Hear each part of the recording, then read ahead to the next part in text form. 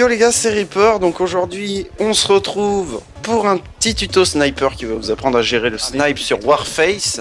C'est LiveMyFriend qui va vous présenter ce tuto aujourd'hui. Il va vous apprendre à gérer les positions, les mouvements et vous apprendre à régler votre souris sur Windows. Donc voilà, je vous laisse avec lui. Peace les gens.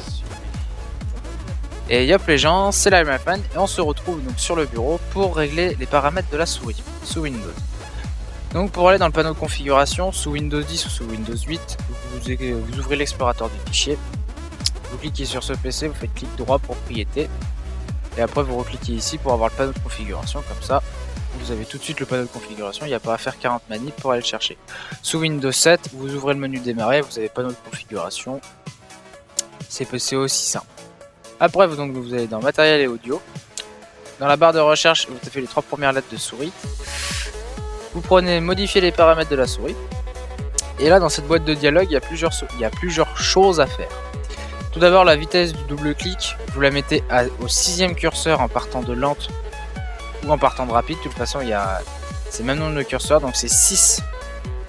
Au 6ème curseur vous mettez la vitesse du double clic. Et après pour l'option du pointeur, donc la vitesse du pointeur, du déplacement du pointeur, il faut qu'il soit mis au 6ème curseur en partant de rapide.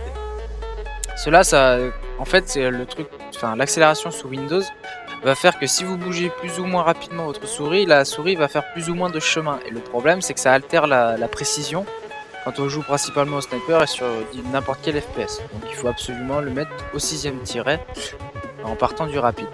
Et après, vous activez l'amélioration de la précision du pointeur. Ça, il n'y a pas trop de différence avec les courbes, mais c'est mieux de l'avoir, comme ça il n'y a pas de souci. Et après tout le reste vous le laissez, la molette vous le laissez comme ça, et le matériel, bon, après le matériel c'est voilà. Donc quand c'est comme ça vous faites OK, le temps que ça se mette à jour avec les drivers, voilà.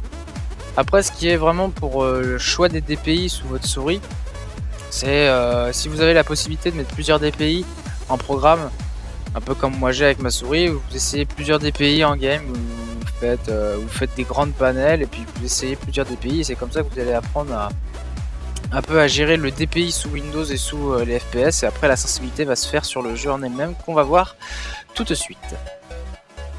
Et donc voilà, on se retrouve donc sur le jeu et on va tout de suite aller dans les paramètres pour régler 2-3 petits trucs. Ce que vous avez à régler, c'est bien sûr toutes vos touches pour vraiment optimiser votre jeu. Et là où il faut apporter attention, c'est sur la visée. Vous avez 2 manières de viser, le maintien et l'activation.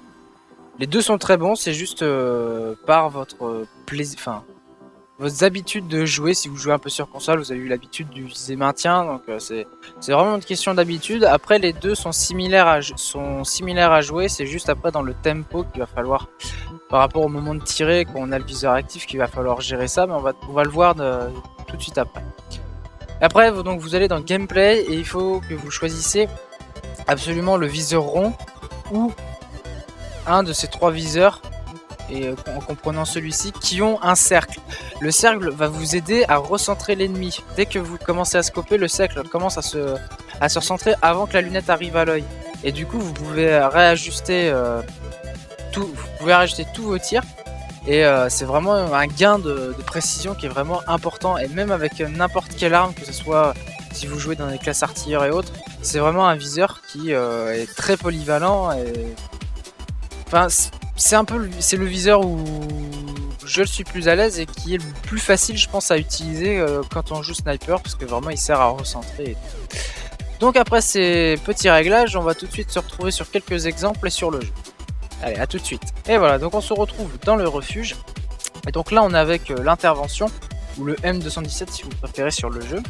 Et donc là, j'ai ouvert la partie qui est accessoire. Donc en l'occurrence, ce sniper ne contient que la possibilité de changer le viseur. Et je vous conseille de mettre le viseur, donc la lunette x4, qui est la meilleure lunette pour faire vraiment du quickscope et avoir une très bonne visée. Comme ça, vous n'avez pas trop de zoom non plus. C'est vraiment la meilleure lunette.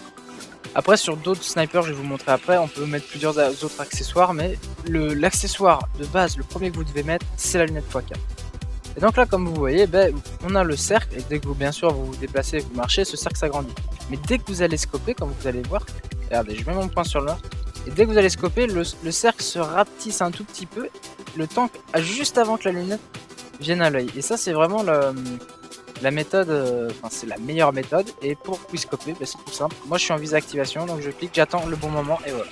Et il y a vraiment un tempo qui est à prendre. C'est le moment où la croix est active. Vous allez voir que si je tire là, vous voyez, j'ai pas touché. Et si je tire là, voilà, là j'ai touché.